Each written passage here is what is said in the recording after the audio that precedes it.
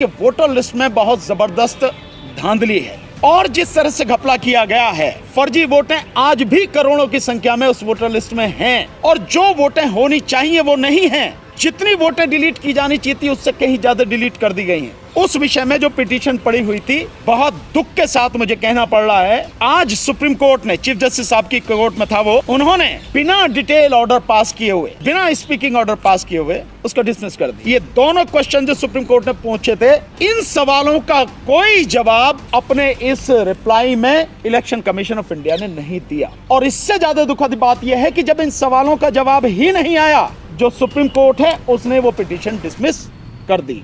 आज कोर्ट में जो पिटीशन लगी हुई थी, और वो एक एडवोकेट हैं मिस्टर राजकुमार, उन्होंने वो पिटीशन लगाई हुई थी कि वोटर लिस्ट में बहुत जबरदस्त धांधली है।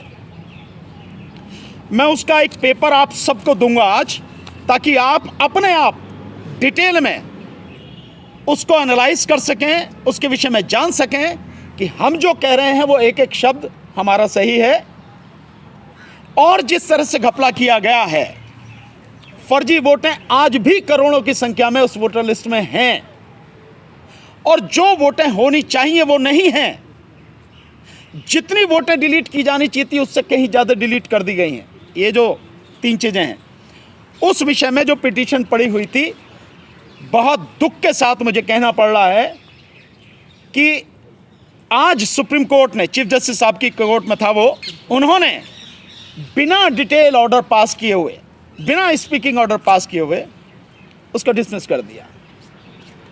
दो चीज़ें, पीछे 5 तारीख को जब ये पिटीशन लगा हुआ था, सो 2 सवाल सुप्रीम कोर्ट ने पूछे थे इलेक्शन कमीशन ऑफ इंडिया से। एक सवाल ये था कि जो चीफ इलेक्टोरल ऑफिसर हैं, उन्हें जो फॉर्मेट उन्होंने जारी किया, उस फॉर्मेट में इस बात का कहीं कोई कॉलम नहीं है कि जो फर्जी वोटें हैं वो किस आधार पर हैं और उनको काटा गया है, नहीं काटा गया, उनको डिलीट किया गया, नहीं किया गया। ये कॉलम ही नहीं है। तो जब कॉलम नहीं है तो हाउस टू हाउस जब फिजिकल सर्वे हो रहा है तो कैसे पता लगेगी? कॉलम होगा तो पता लगाया जाएगा ना। वो कॉलम ही नहीं है, इसके विषय में बताएं। दूसरा सवाल ये था कि जो बड़ी संख्या में फर्जी वोटें हैं, डिलीट करने के बाद भी बहुत बड़ी संख्या में आज भी फर्जी वोट हैं, उसके विषय में जवाब दें। अफसोस कि इलेक्शन कमीशन की तरफ से जो ये जवाब दिया गया, ये दोनों क्वेश्चन जो सुप्रीम कोर्ट ने पूछे थे, ये दोनों क्वेश्चन पहले ही हैं लिखे हुए उन्होंने, और इसका जो जवाब दिया, इन सवालों का कोई जवाब अपने इस रिप्लाई में इलेक्शन कमीशन ऑफ इंडिया ने नहीं दिया। और इससे ज्यादा दुखद बात यह है कि जब इन सवालों का जवाब ही नहीं आया, उसके बावजूद भी जो सुप्रीम कोर्ट है उसने वो पिटीशन डिसमिस कर दी। इसमें जो उन्होंने अपना जवाब दिया वो सिंपल ये बताया है कि इलेक्शन कमीशन ऑफ इंडिया ने नोटिस इशू किए हैं, डायरेक्शन इशू किए हैं कि आप physical survey door to door जाके जो करेंगे उसमें ये चीज़ आपको लेनी है। हमने जो अपने पिटीशन में कहा है, हमने ये कहा है कि जो आप, ये जो उन्होंने लिखा है, ये सब हमने पेपर लगा रखे। हमने कहा है कि इलेक्शन कमीशन ऑफ इंडिया ने डायरेक्शन तो इशू किए हैं, लेकिन उन डायरेक्शंस की कंप्लाई नहीं हुई, उनको इंप्लीमेंट नहीं किया गया।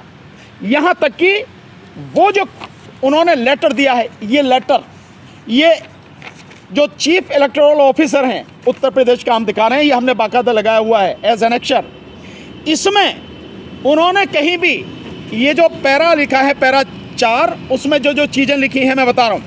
इस संबंध में मुझे ये कहना है कि बूथ लेवल अधिकारियों द्वारा मतदाताओं के दिनांक 21/7/2023 से 21/8/2023 तक घर घर भौतिक सत्यापन की कार्रवाई के दौरान 70 वर्ष से अधिक आयु के मतदाताओं, एक तो ये आ गया, दूसरा मृतक मतदाताओं, तीसरा निवास परिवर्तित किए गए मतदाताओं, और चौथा 18 से 19 आयु वर्ग के मतदाताओं के सत्यापन के बारे में निर्धारित प्रारूप